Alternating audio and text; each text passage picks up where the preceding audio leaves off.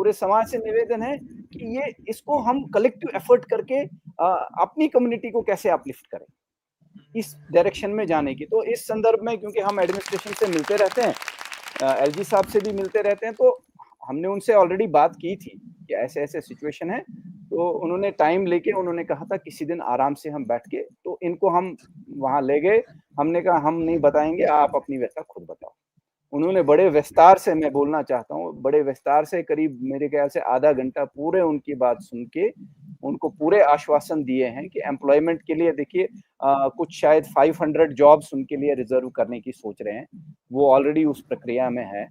और क्या कहते हैं जो स्कीम्स रहती हैं सेल्फ एम्प्लॉयमेंट के, स्किल डेवलपमेंट के, उसके लिए भी उन्होंने कहा है कि उनको आप अपनी जगह भी एक बात करो ताकि हम मैक्सिमम लोग अगर स्किल डेवलपमेंट में या कोई एंटरप्रेन्योरशिप में जाना चाहता है तो लोन की कम ब्याज दर पे लोन लेने की वो हम सुविधा कर देंगे।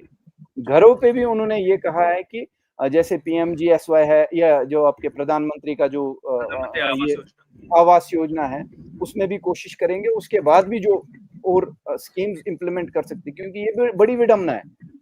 यहाँ ये चीज़ सोचने की बड़ी सही है। फॉर एग्ज़ाम्पल यहाँ वो कहीं अप्लाई करना चाहे कुछ भी, तो वो मेजॉरिटी में है और जो दूसरा समाज है माइनॉरिटी में है। किसी भी अप्लाई में उनका परसेंटेज बहुत बड़ी कम होगा। विडंबना रही है, बिल्कुल कश्मीर के लिए खास तौर पर ये रही है तो कि उनका परसेंटेज बहुत कम है। जी। तो उसमें भी उन्होंने कहा है कि हम जो हो सकता है वो कोशिश करेंगे और जितनी हो सकती है, जहाँ कहीं लैंड एनक्रोचमेंट्स हुई है, कहीं वो हुए है, तो वो उन्होंने आश्वासन दिलाया है।